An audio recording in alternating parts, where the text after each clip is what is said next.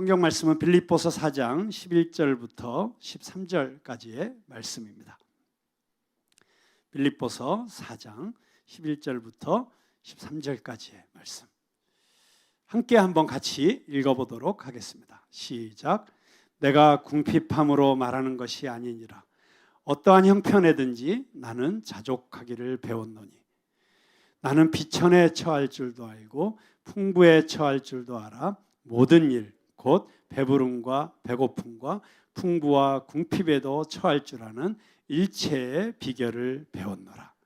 내게 능력 주시는 자 안에서 내가 모든 것을 할 수 있느니라. 아멘. 돈이요. 돈 때문에 얼마나 많은 슬픈 일이 이 세상에 일어나고 있는가. 톨스토이가 한 말입니다.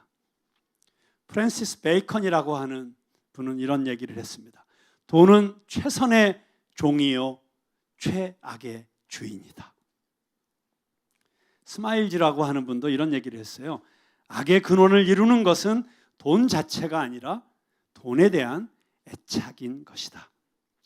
오늘은 지난주에 이어서 코로나라고 하는 이 특수한 상황 속에서 우리 그리스도인들은 어떻게 살아야 지혜로운 그리스도의 제자로서, 선한 청지기로서, 그리고 충성된 종으로서 하나님 앞에 칭찬받는 그런 자녀들이 될 수 있을까 함께 생각해 보는 시간입니다.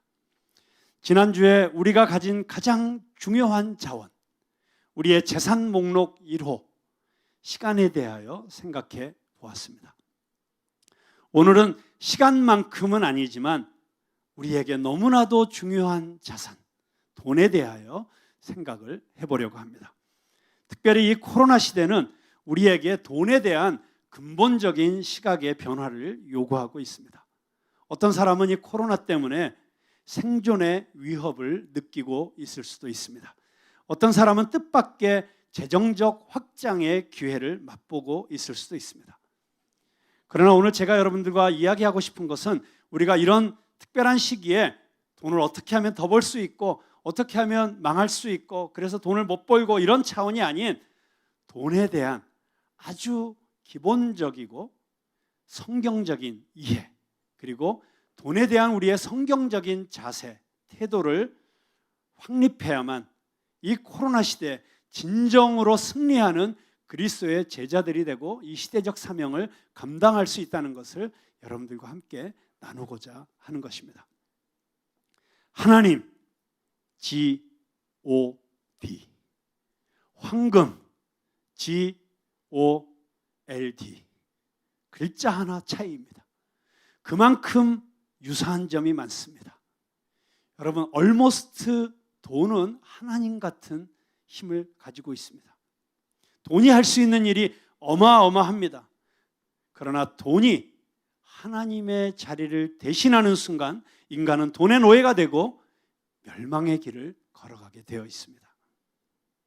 성경에 보면 돈과 하나님을 겸하여 섬기지 못한다고 분명하게 기록되어 있는데 역설적으로 생각해 보면 그만큼 돈을 섬기는 사람이 많다는 것을 반증하는 것입니다.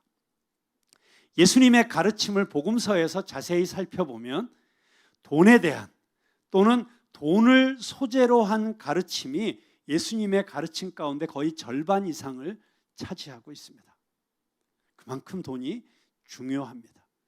그리스도인으로서 이 세상을 살아가면서 그렇기 때문에 돈에 대한 분명한 성경적 가치관과 철학을 가지고 돈을 다스릴 줄 아는 제자도를 확실하게 정립하지 않으면 돈 때문에 시험 들고 돈 때문에 죄 짓고 돈 때문에 넘어지고 돈 때문에 불안하고 돈 때문에 스트레스 받고 돈 때문에 불면증 걸리고 돈 때문에 하나님과 멀어지는 비극적인 일들이 일어날 수 있다는 것을 우리는 너무나 잘 알고 있습니다.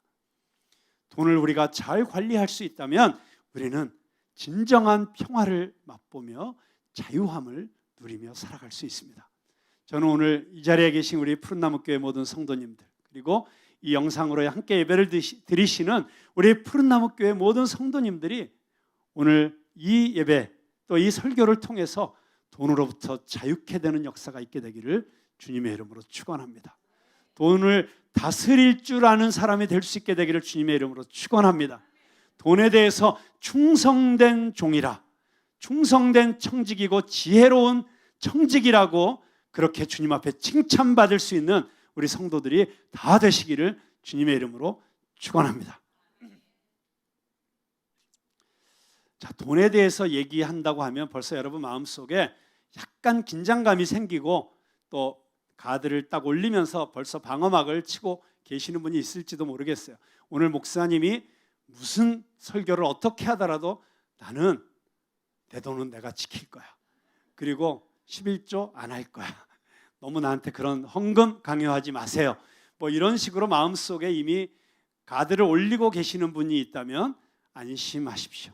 저는 오늘 이 설교를 통해서 여러분들로 하여금 헌금을 더 많이 내게 해서 우리 교회를 더 재정적으로 풍요롭게 하고 또 제가 좀 전에 얘기했던 이런 교회에 필요한 장비들을 빨리 구입하고 그러기 위해서 이 설교를 하는 게 전혀 아니라는 사실을 자신 있게 당당하게 이 강대상에서, 이 거룩한 강대상 앞에서 당당하게 이야기할 수 있습니다.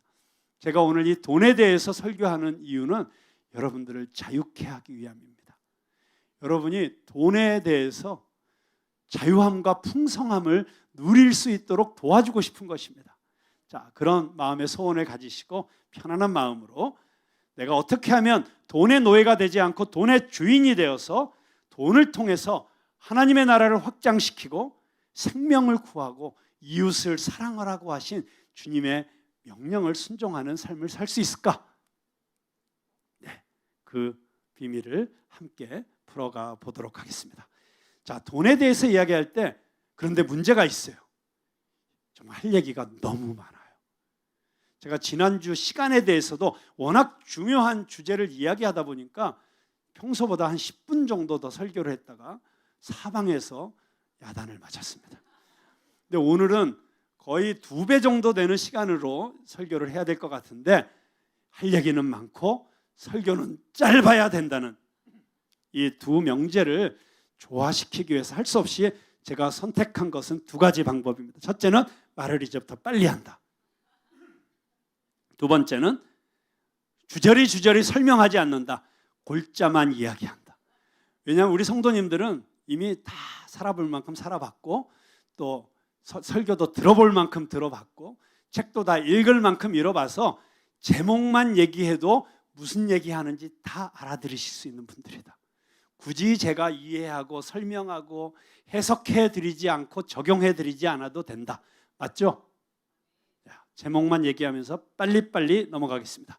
자, 돈에 대해서 우리가 가져야 될 3가지 중요한 믿음이 있습니다. 돈에 대해서 이야기할 때 우리가 가져야 될 3가지 중요한 믿음. 첫째, 내 인생의 주인이 하나님이신 것처럼 하나님이시다. 아멘이십니까? 여러분, 시간의 주인이 누구시라고요? 하나님이십니다. 내 돈의 주인은 누구십니까? 하나님이십니다.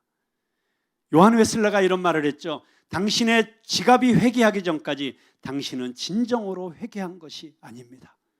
무슨 얘기입니까? 내 지갑의 소유권이 하나님께로 이전되어야 한다는 것입니다. 여러분이 주일날마다 봉헌 찬송하시는 나의 모습, 나의 소유 주님 앞에 모두 드립니다. 이것이 말로만이 아니라 진정으로 여러분의 삶의 고백이 되어야 된다는 것입니다. 두 번째, 우리는 어떤 믿음을 가져야 됩니까?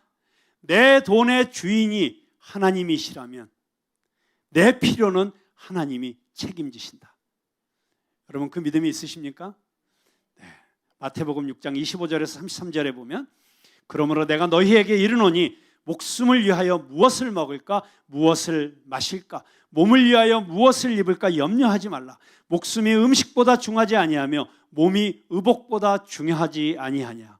공중의 새를 보라. 심지도 않고 거두지도 않고 창고에 모아 들이지도 아니하되 너희 하늘 아버지께서 기르시나니 너희는 이것들보다 귀하지 아니하냐. 너희 중에 누가 염려함으로 그 키를 한 자라도 더할 수 있겠느냐. 또 너희가 어찌 의복을 위하여 염려하느냐. 들의 백합화가 어떻게 자라는가 생각하여 보라. 수고도 아니하고 길쌈도 아니하느니라. 그러나 내가 너희에게 말하노니 솔로몬의 모든 영광으로도 입은 것이 이 꽃 하나만 갖지 못하였느니라. 오늘 있다가 내일 아궁이에 던져지는 들풀도 하나님께서 이렇게 입히시거든 하물며 너희일까 보냐. 믿음이 작은 자들아, 그러므로 염려하여 이르기를 무엇을 먹을까 무엇을 마실까 무엇을 입을까 하지 말라. 이는 다 이방인들이 구하는 것이라. 너희 하늘 아버지께서 이 모든 것이 너희에게 있어야 할 줄을 아시느니라. 그런즉 너희는 먼저 그의 나라와 그의 의를 구하라. 그리하면 이 모든 것을 너희에게 더하시리라. 아멘. 그렇습니다. 우리가 할 일은 그래서 먼저 그 나라와 그 의를 구하는 것입니다. 내가 하나님의 나라와 하나님의 의를 위해서 내 시간을 쓰기로 작정했다면, 내가 나에게 맡겨주신 이 재물을 가지고 먼저 하나님의 나라와 하나님의 의를 구하는 삶을 살면 내 필요는 누가 책임져요? 하나님께서 책임지신다는 것입니다. 여러분, 그 사실을 꼭 믿으실 수 있기를 바랍니다. 여러분, 그리고 그 믿음대로 한번 살아보시고 그 놀라운 믿음의 삶을 도전해 보시기 바랍니다. 자, 세 번째 우리가 가져야 되는 믿음이 있습니다. 나의 신앙과 인격을 가장 잘 나타내 주는 것이 돈이다. 돈을 어떻게 쓰느냐가 나의 인격뿐 아니라 내 영성을 그대로 보여주는 것입니다.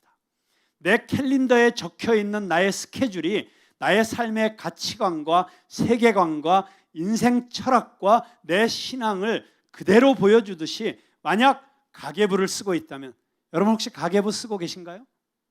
가계부도 안 쓰시고 사시는 분들이 많으시죠? 네, 저도 솔직히 말씀드리면 안 쓰고 살고 있습니다. 그런데 만약 여러분들이 가계부를 쓰신다면 그 가계부를 한번 들여다보시기 바랍니다. 그리고 내 재정이 어디에 가장 많이 우선적으로 쓰여 있는가를 살펴보면 내 인생의 우선순위가 그대로 드러나게 되어 있습니다. 내가 내 가족을 위해서 제일 먼저 돈을 쓰는 사람인지, 아니면 내 친구들을 위해서 돈을 제일 많이 쓰는 사람인지, 아니면 나의 쾌락과 즐거움을 위해서 돈을 많이 쓰는 사람인지, 아니면 내가 내 건강 관리를 위해서 돈을 제일 많이 쓰는 사람인지, 거기에 정확하게 나와 있다는 것입니다. 저도 정말 하나님이 주신 재정을 지혜롭게 은혜롭게 관리하기 위해서 이제 좀 재정 지출을 계획을 가지고 생각 없이 쓰지 않고 주도적으로 우선순위에 따라서 지출하는 습관을 가져야겠다라고 결심하고 있습니다. 우리 여러분들이 잘 아시는 이곳에서 뮤지컬을 공연하시는 이 뮤지컬을 만드시는 아트리 공동체가 있죠. 약 70여 명의 선교사님들이 함께 모여 사시고 있습니다.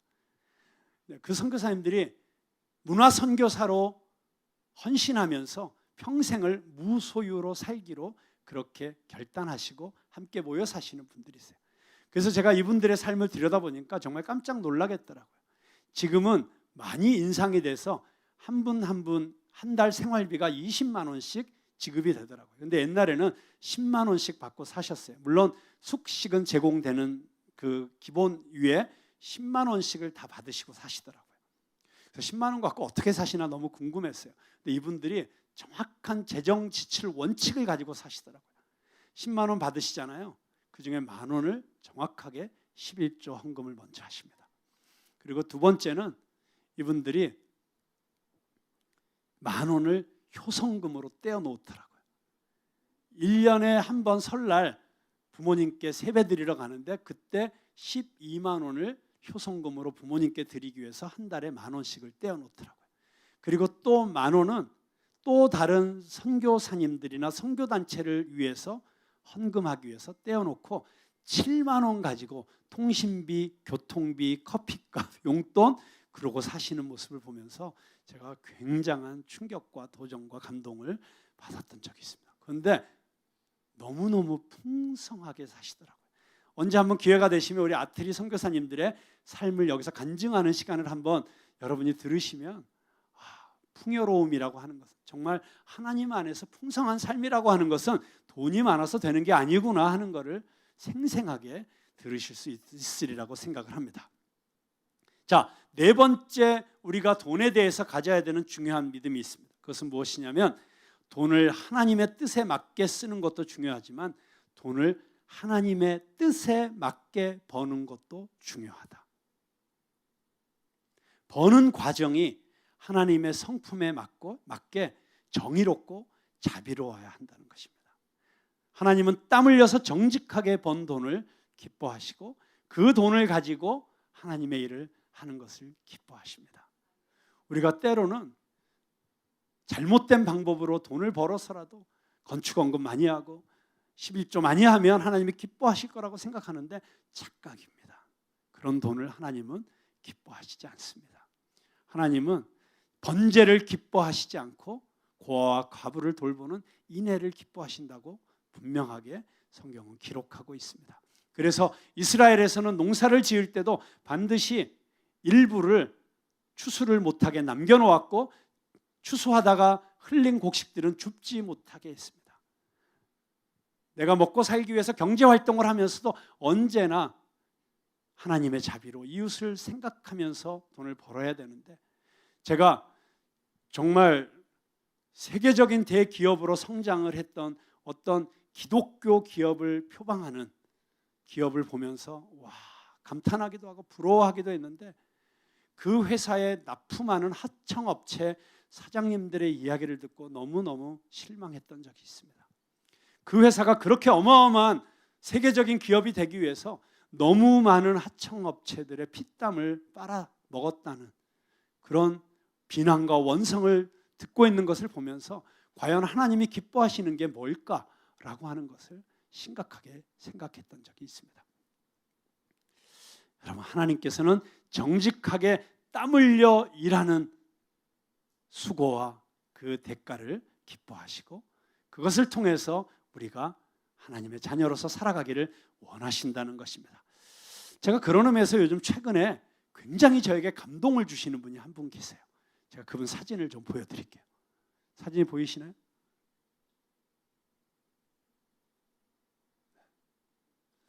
네, 제가 요즘 열심히 등산을 하고 있는데 예술의 전당 뒤에 우면산 꼭대기에서 아이스 깨끼를 팔고 계시는 할아버지이십니다. 추상권 때문에 얼굴은 가렸지만 제가 저 산 꼭대기에 올라갈 때마다 정말 헉헉거리면서 올라가서 저 아이스 깨끼가 있는 것을 보면서 와, 참 대단하시다. 그리고 돈을 벌기 위해서라면 참 못할 일이 없구나. 뭐 이 정도로만 생각했고 여기 와서 얼마나 많은 사람들이 사 먹을까 뭐 이런 생각만 했었어요. 그런데 어느 날 제가 산을 올라가고 있는데 산 꼭대기가 아니라 산 중턱에서 저분을 만났어요. 근데 산 꼭대기에 앉아서 아이스 깨끼를 팔고 계시는 저분은 늘 밝고 환하게 웃는 모습이셨어요. 그런데 산 중턱에 앉아서 잠깐 저 아이스 깨끼 통을 내려놓고 쉬고 계시는 그 모습이 왠지 너무 힘들어 보였고 처량해 보였고 고단해 보였어요. 그 순간 제가 갑자기 저분이 저 아이스 깨끼를 저 산꼭대기에서 팔기 위해서 어떤 수고를 했는지, 얼마나 저게 힘든 시간이었고 얼마나 최선을 다해서 노동하는 저런 땀 흘림의 대가를 저 산 위에서 받고 계시는 것이었는지를 제가 깨닫게 되었어요. 갑자기 그 산 위에서가 아니라 산 중턱에서 올라가시면서 쉬고 계시는 그분의 모습을 보면서 좀 내가 저 아이스 깨끼를 많이 사드리고 싶다. 어느 날은 내가 용기를 내서 저 아이스 깨끼를 한꺼번에 다 사서 그 산꼭대기에 있는 분들 하나씩 그냥 다 선물로 나눠주고 오고 싶다. 그런 마음이 들더라고요. 그래서 제가 며칠 전에 이분께 인사를 드리고 그리고 아이스 깨끼를 하나 사고 사진을 찍었습니다. 그리고 그 아이스 깨끼를 하나 사가지고 산 밑에 있는 우리 딸아이에게 그 아이스 깨끼를 주려고 열심히 달려 내려왔는데 내려와서 열어보니까 이렇게 되어 있더라고요. 그 짧은 시간에 달려 내려오는데도 아이스 깨끼가 저렇게 녹는데 그 얼지 않게 아이스박스 통에 넣어서 열심히 땀 흘리고 올라오셔서 수고하시는, 그래서 편의점에서 500원짜리를 1,500원에 파셔서 하나에 1,000원씩 남기시기 위해서 애쓰시는 모습을 보면서 저분 참 멋지게 사신다. 그리고 건강하게 사신다. 저렇게 땀 흘려서 돈을 버는 모습이 참 건강하고 멋있다. 이런 생각을 제가 해본 적이 있습니다. 물론 사람마다 다 소명이 다르고 부르심이 다르기 때문에 저는 정말 저 정도의 노력과 인내와 수고를 가지고 우리가 땀 흘려 일할 때 하나님께서 우리를 축복해 주시리라고 믿습니다. 자, 이런 기본적인 4가지 대전제를 깔면서 저는 제가 너무너무 존경하고 저에게 정말 멘토와도 같으신 빌 하이벨스 목사님께서 말씀하신 5가지 재정적 신념을 여러분에게 소개하려고 합니다. 우리 빌 하이벨스 목사님은 이 재정에 대해서 5가지 신념을 가지고 그대로 실천하면서 살아오시면서 너무너무 위대한 일을 이루시고 그리고 풍성한 그리스도인의 삶을 사신 모델과도 같으신 분이십니다. 자, 첫 번째, 이분이 갖고 있는 신념의 5가지, 아마 여러분에게도 굉장히 도움이 되실 거라고 분명히 믿습니다. 첫째, 내가 갖고 있는 모든 것은 하나님으로부터 왔다. 아멘입니까? 여러분, 우리 중 누구도 아무도 100% 자신의 힘으로 오늘의 위치에 이를 수 없었습니다. 우리가 교육의 기회를 가졌고 다양한 경험을 할 수 있었고 좋은 사람들의 도움을 받았고 이 모든 것들이 하나님의 선물이었다고 하는 것입니다. 야고보서 1장 17절 말씀에 보면 온갖 좋은 은사와 온전한 선물이 다 위로부터 빛들의 아버지께로부터 내려오나니 특별히 돈에 대해서 성경은 분명하게 이렇게 얘기하고 있습니다. 모든 좋은 은사와 온전한 선물이 다 아버지께로부터 내려왔다는 것입니다. 여러분의 인생에서 여러분이 누리셨던 그 모든 기회와 선물과 같았던 특권들이 다 하나님으로부터 주어진 선물이라는 것을 믿으시기 바랍니다. 두 번째, 신명기 8장 17절 18절에 그래서 돈에 대해서도 성경은 이렇게 분명히 얘기합니다. 그러나 내가 마음에 이르기를 내 능력과 내 손의 힘으로 내가 이 재물을 얻었다 말할 것이라. 내 하나님 여호와를 기억하라. 그가 내게 재물 얻을 능력을 주셨음이라. 이같이 하시면 내 조상들에게 맹세하신 언약을 오늘과 같이 이루려 하심이니라. 여러분 손에 있는 이 재물이 내 힘으로 얻었다고 여러분이 말하겠지만 천만의 말씀입니다. 하나님을 기억하라는 것입니다. 그가 내게 재물 얻을 능력을 주셨습니다. 그렇죠? 그러므로 당신의 재물은 하나님께서 하나님의 뜻을 위하여 잘 사용하라고 맡겨주신 것이라는 이 신념을 가져야 합니다. 자, 두 번째, 그러므로 나는 하나님이 내게 공급해 주신 범위 내에서 기쁨으로 생활한다. 우리 모두에게는 내가 보다 더 돈을 많이 벌고 그래서 더 좋은 환경에서 살고 내가 더 부자이기를 바라고 보다 안락한 생활을 추구할 수 있는 그런 물질적인 풍요를 더 원하는 것입니다. 그것이 인간의 본성입니다. 그래서 우리는 늘 이렇게 생각합니다. 내가 좀 더 나은 직장을 가질 수 있다면, 내가 더 좋은 집, 더 좋은 새 자동차를 가질 수 있다면 내가 더 행복할 텐데. 여러분, 그런데 우리의 소유가 많아지고 우리의 수입이 더 늘어난다고 해서 더 행복해지지 않는다는 것을 많은 조사들이 여실히 우리에게 증명하고 있습니다. 전 세계의 행복 지수를 보면 오히려 부탄이라는 정말 세계에서 가장 가난한 나라 사람들이 제일 행복감을 느끼고 살고 있고요. 방글라데시 사람들이 2위고요. 그리고 오히려 우리가 잘 아는 정말 세계 최고의 부국들의 사람들은 그다지 행복하지 못하게 살고 있습니다. 대한민국만 해도 세계 10위권의 경제력을 자랑하고 있지만 그러나 대한민국 국민들의 행복도 지수는 전 세계 순위에서 약 47위 정도 하고 있다는 그런 조사를 본 적도 있습니다. 그러니까 돈이 있다고 행복해지는 게 아니에요. 그렇기 때문에 우리에게 필요한 삶의 태도는 무엇입니까? 바로 오늘 성경 본문 말씀처럼 내가 궁핍함으로 말하는 것이 아니니라.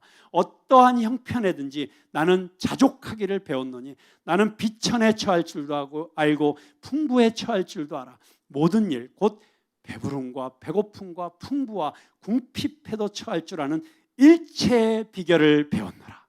내게 능력 주시는 자 안에서 내가 모든 것을 할 수 있느니라. 여러분, 이런 마음을 가질 때 우리는 돈 때문에 스트레스 받지 않고 자유해지고 행복할 수 있는 것입니다. 여러분, 우리가 사도 바울에게서 바로 이런 신앙인의 태도를 배울 수 있기를 바랍니다.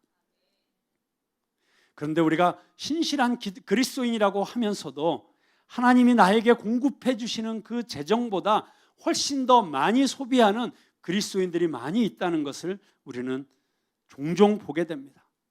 그리고 마치 하나님께 이렇게 따지고 있는 것처럼 그렇게 생각하는 사람들이 있어요. 하나님, 실수하셨어요. 하나님이 제게 주셔야 되는, 마땅히 제게 공급해 주셔야 되는 이 재정 기준이 잘못되신 것 같아요. 저는 돈이 더 필요해요. 그래서 저는 빚을 져서라도, 카드를 긁어서라도 하나님이 주시는 공급 수준 이상의 삶을 저는 누려야 되겠습니다. 그렇게 하나님께 행동으로 대들고 있는 사람들이 종종 있더라고요. 여러분, 우리가 빚을 지는 것은 하나님이 기뻐하시는 것이 아닙니다. 우리는 하나님이 공급해 주시는 그 공급 안에서 살 수 있어야 됩니다. 나는 하나님이 내게 주시는, 지금 하나님이 나에게 주시는 만큼으로 행복하게 자족하며 살아갈 것이다. 주시면 주시는 대로, 안 주시면 안 주시는 대로. 여러분, 그렇게 살겠다는 결심을 해보세요. 탈무드에 나오는 말이 있죠. 세상에서 가장 강한 사람은 자신을 이기는 자, 가장 지혜로운 사람은 끝없이 배우는 자, 가장 부유한 사람은 항상 만족할 줄 아는 자, 가장 행복한 사람은 범사에 감사하며 사는 자. 저는 여러분 모두가 행복한 사람이 되길 바랍니다. 그리고 가장 부유한 사람이 될 수 있길 바랍니다. 지금 있는 것으로 만족하십시오. 지금 하나님이 주시는 만큼으로 감사하며 살아갈 수 있기를 바랍니다. 자, 세 번째 비라벨스 목사님의 재정적 신념은 이것입니다. 내 수입의 10분의 1을 이 세상을 향한 하나님의 목적을 위해 기부함으로써 하나님께 영광을 돌리라. 여러분, 우리가 그리스도인의 재정 원칙에 있어서 우리가 11조를 구별하여 하나님에게 드리는 것은 기본 중에 기본이라고 할 수 있습니다. 잠언 3장 9절에서 10절을 보면 내 재물과 내 소산물의 처음 익은 열매로 여호와를 공경하라. 그리하면 내 창고가 가득히 차고 내 포도즙 틀에 새 포도즙이 넘치리라. 말라기 3장 10절 만군의 여호와가 이르노라. 너희의 온전한 11조를 창고에 들여 나의 집에 양식이 있게 하고 그것으로 나를 시험하여 내가 하늘 문을 열고 너희에게 복을 쌓을 곳이 없도록 붙지 아니하나 보라. 여러분, 성경에 하나님께서 이렇게 확실하게 나를 시험하여 보라. 너희가 11조 온전하게 하면 내가 하늘 문을 열고 너희에게 복을 쌓을 곳이 없도록 붙지 아니하나 보라라고 이렇게까지 약속하신 다른 어떤 신앙적인 우리 지켜야 될 규례나 원칙이 어디 있습니까? 그 정도로 중요한 것이죠. 물론 11조를 하는 것도 중요하지만 그 11조를 하나님의 뜻에 맞게 쓰는 것도 또한 너무 중요합니다. 제가 다른 교회에 그러면 우리는 11조를 하나님께 드렸을 때 그 11조를 가지고 어떻게 쓰는 것이 하나님을 기쁘시게 하는 것인가, 이것에 대해서도 우리 교회가 분명한 원칙을 가지고 올바르게 실행해야 된다고 생각합니다. 성경에 보면 분명하게 11조는 잔치를 베푸는데 쓰라고 되어 있고 그 잔치 가운데 고아와 과부와 가난한 자와 이방인들과 나그네들을 초청해서 함께 먹으라고 하는 그런 명령을 분명하게 하시고 있습니다. 그런데 우리가 11조 하는 게 쉽지 않죠. 그래서 우리에게 믿음이 필요합니다. 그래서 우리가 분명하게 갖고 있어야 될 재정에 대한 4가지 대원칙, 믿음의 원칙을 먼저 말씀드린 것입니다. 여러분의 믿음을 사용하실 수 있기를 바랍니다. 하나님의 뜻대로. 이 11조 이야기 하나만 가지고도 몇 주 동안 설교해야 되는데 제가 제목만 얘기하고 넘어간다고 했으니까, 네 번째, 내 수입의 일부를 위급 상황 헌금과 기부, 그리고 노후 대책을 위한 예금 구자에 넣는다. 우리가 11조 했다고 다 끝나는 것이 아니라 때때로 긴급 상황이 발생할 때가 있다는 것입니다. 예를 들어 이런 코로나 같은 때, 그때 우리가 대구 경북 지역을 위해서 특별 헌금할 수 있어야 된다는 것입니다. 아프리카에 어떤 사고가 터졌을 때 우리가 특별 헌금할 수 있어야 된다는 것입니다. 그것을 위해서 따로 저축하라는 것입니다. 항상 여유 있게 잔고를 유지하고 있으라는 것입니다. 그리고 그뿐만이 아니라 나의 노후 대책을 위한 예금 구자도 만들어 놓아야 한다는 것입니다. 잠언 6장 6절에서 8절 말씀을 보면, 게으른 자여 개미에게 가서 그가 하는 것을 보고 지혜를 얻으라. 개미는 두령도 없고 감독자도 없고 통치자도 없으되 먹을 것을 여름 동안에 예비하며 추수 때에 양식을 모으느니라. 저축의 중요성을 이야기하고 있습니다.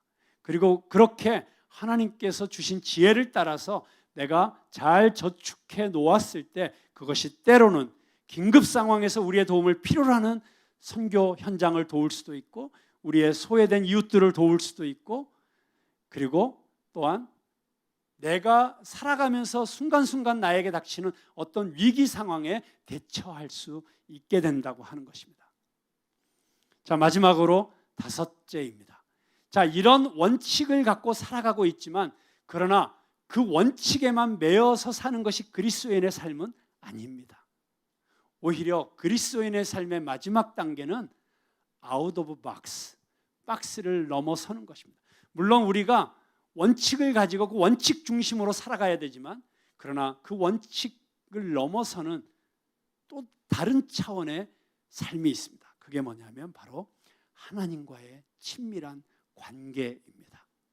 내가 매일 하늘을 향해 열려 있어서 하나님으로부터 내 자원에 관한 세미한 음성을 듣고 순종하는 삶을 살려고 노력하는 것입니다. 여러분, 우리가 예수님을 믿고 구원받았을 때 우리는 하나님과 아주 특별한 관계 속으로 들어가게 됩니다. 기독교는 분명히 말씀드립니다. 기독교는 종교가 아닙니다. 릴리지온이 아니고 릴레이션십이다. 이런 말씀 들어보셨죠? 기독교 신앙이 마치 하나님이 계시다는 것을 믿어주는 것, 그게 신앙이라고 생각하는 사람이 있어요. 하나님이 저 우주 어딘가에 계셔서 이 우주를 창조하시고 다스리고 계신다는 것을 믿어드리는 것이 기독교 신앙이라고 생각하시는 분들도 있어요. 또는 기독교에서 말하는 핵심 교리 몇 가지를 외우는 것이라고 생각하는 사람들도 있습니다. 삼위일체론이 어떻고 교회론이 어떻고 이런 교리들 몇 가지를 잘 외우면 그게 신앙생활이라고 생각하는 분들도 있어요. 또는 기독교가 권장하는 가난한 이웃을 돕는다든지 선행을 한다든지 이런 것이 신앙생활이라고 생각하는 사람들도 많이 있습니다. 주일 예배를 빠지지 않고 잘 드리고 정기적으로 소그룹 모임을 하고 교회 행사에 적극적으로 참여하는 것이 신앙생활이라고 생각하는 분들도 있습니다. 물론 그런 요소들이 분명히 있습니다. 그러나 그 모든 것들을 하면서도 하나님과의 개인적이고 역동적인 관계를 갖지 못한다면 그것은 올바른 의미에서 기독교가 말하는 신앙생활이 아닙니다. 하나님과의 실제적인 관계가 없이 주문 외우듯이 하는 기도는 아무리 열심히 한다고 해도 정한수 떠놓고 새벽마다 치성을 드리는 것과 다를 바가 없습니다. 기독교 신앙에서 기도란 무엇입니까? 당신이 기도하면 하나님이 들으시고 응답하시는 것입니다. 하나님이 세미한 음성을 들려주시고 당신이 그 음성을 듣고 하나님께 반응하는 것입니다. 당신은 그분의 임재를 느끼게 됩니다.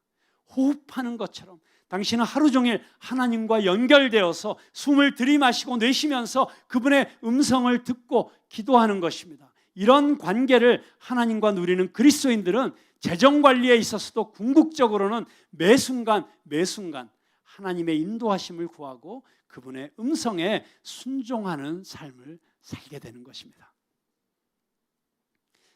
제가 이 5가지 원칙을 이야기해 주신 비라벨스 목사님의 그 간증 하나를 소개하고 제가 이 말씀을 마치려고 합니다.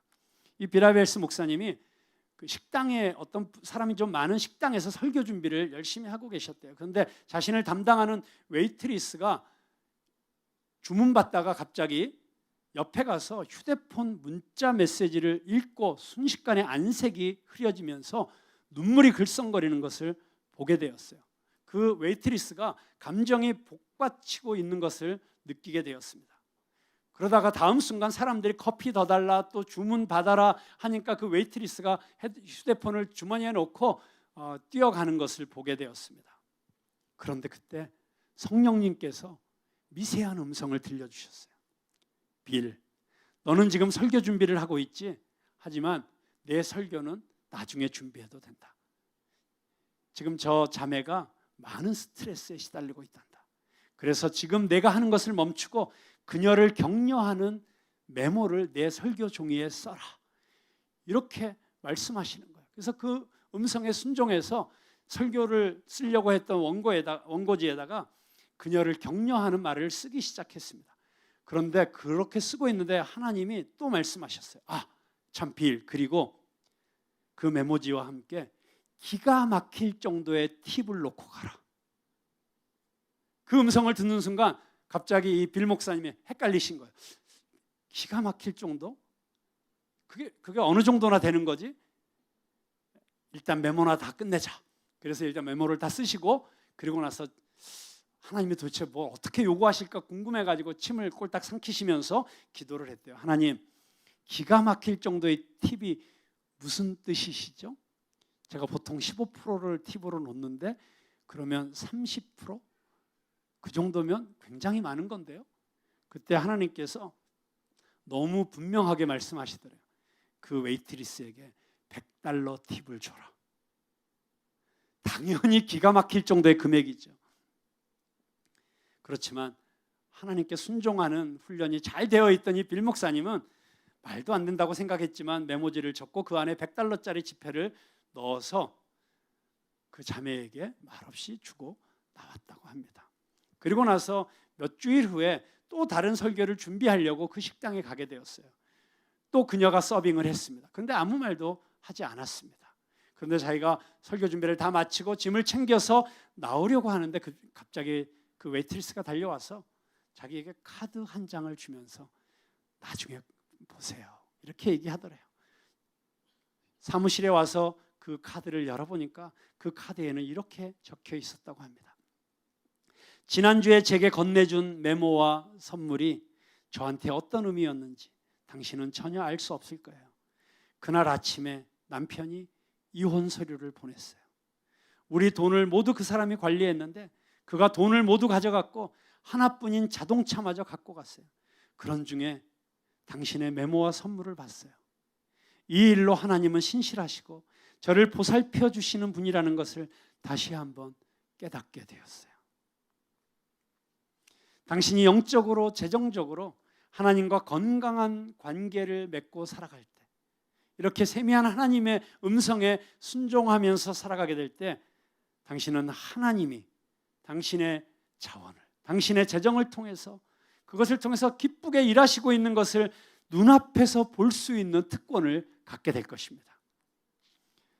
당신의 인간적인 계산을 뛰어넘어서 역사하시는 하나님의 살아계심을 경험하고 작게나마 다른 사람들의 삶에 내 삶이 영향력을 끼치는 것을 볼 수 있게 된다는 것입니다. 하나님은 당신을 죄에서 구원하실 때, 건져주셨을 때 죄에서 건져주시고 사망으로부터 자유케 하셨을 뿐만 아니라 여러분들이 재정적으로도 자유함을 누리도록, 그리고 당신의 그 재정이, 당신의 자원이 다른 사람들에게 어떤 도움이 되는지, 그리고 당신의 그 재정 사용을 통해서 그것이 어떻게 이 땅에서 하나님의 뜻과 하나님의 나라를 이루어가는지를 생생하게 느끼며 경험하는 그 특권을 누리며 살아가기를 원하신다는 것입니다. 저는 오늘 여러분들이 그래서 이 시간에 저와 함께 기도할 때 잠시 결단의 기도를 드렸으면 좋겠어요.